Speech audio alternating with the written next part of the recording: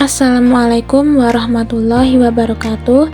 Halo teman-teman, kali ini kita akan mempelajari peristiwa kerasulan Nabi Muhammad SAW dan bukti-bukti kerasulannya. Kapankah langit turun tangan? Apa ya maksud dari kapankah langit turun tangan? Maksudnya yaitu Nabi Adam alaihissalam membawa sistem ajaran Allah Subhanahu wa Ta'ala ke bumi dengan mandat daripadanya.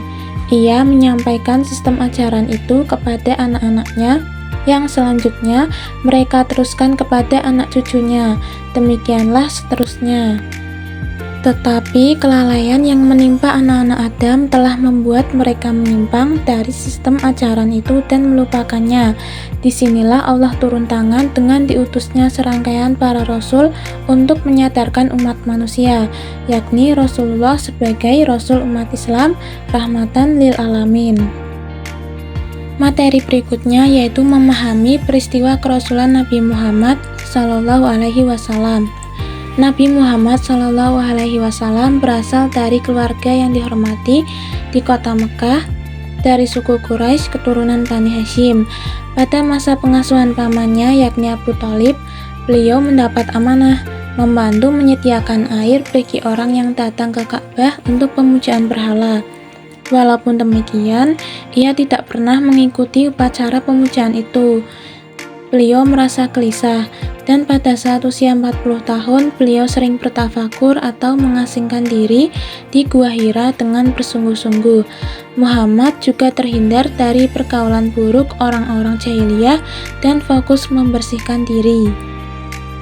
Nabi Muhammad SAW menerima wahyu pertama. Nabi Muhammad SAW pada umur 40 tahun sudah terlihat tanda-tanda kerasulannya. Muhammad melihat cahaya terang benderang di Gua Hira. Dikisahkan Muhammad SAW melihat cahaya terang benderang di Gua Hira. Jibril muncul dengan cahaya membutakan di hadapan Nabi Muhammad kemanapun dia memandang.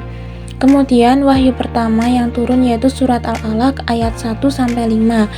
Yang ayat pertama dibaca Iqra atau bacalah. Berikut video yang berkaitan dengan Nabi Muhammad SAW menerima wahyu pertama. Pada saat itu Jibril mendekap beliau dengan erat, seakan-akan ruh mau keluar dari tubuhnya. Kemudian Jibril melepaskan dekapannya dan mengulangi perintahnya lagi. Bacalah, wahai Muhammad, aku tidak bisa membaca. Untuk ketiga kalinya, Jibril mendekap Muhammad sampai dadanya terasa sesak, lalu kembali melepaskannya dan mengulangi perintahnya sekali lagi. Bacalah, wahai Muhammad, aku tidak bisa membaca. Kemudian Jibril melakukan hal yang sama kepada Muhammad, lalu beliau mengubah jawabannya. Bacalah, wahai Muhammad, apa yang harus aku baca? Maka malaikat Jibril membaca surat Al-Alaq ayat 1-5. Bacalah dengan menyebut nama Tuhanmu yang menciptakan. Dia telah menciptakan manusia dari segumpal darah. Bacalah, dan Tuhanmu lah yang maha pemurah, yang mengajar manusia dengan perantara kalam. Dia mengajar kepada manusia apa yang tidak diketahuinya.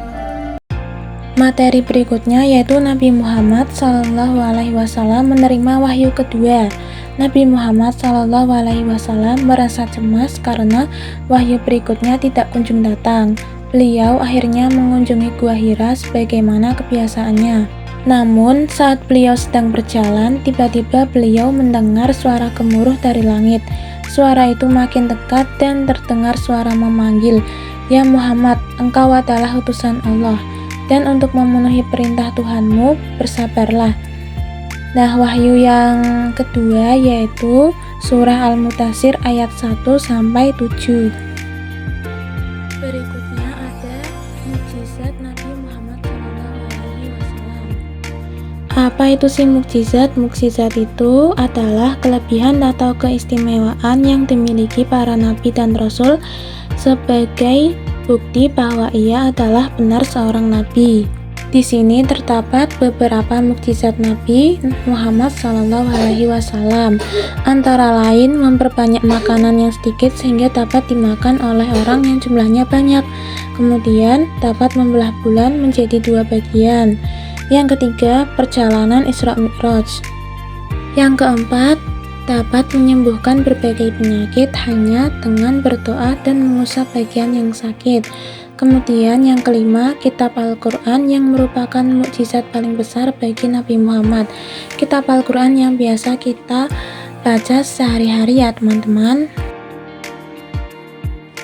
Berikut adalah tanda-tanda kerasulan Nabi Muhammad SAW. Di antaranya, hancurnya pasukan gajah di tahun kelahiran Nabi Muhammad SAW, dan pada saat beliau berusia 5 bulan, Muhammad sudah bisa berjalan pada usia 9 bulan, dan Muhammad sudah bisa berbicara ketika berusia 2 tahun.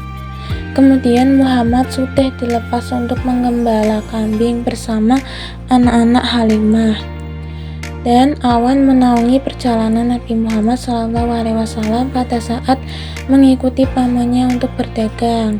Kemudian tanda kenabian yang lain yaitu ada tanda kenabian yang berada pada pundak Nabi Muhammad SAW. Nah, sampai situ saja materi yang kita bahas. Terima kasih sudah menyaksikan.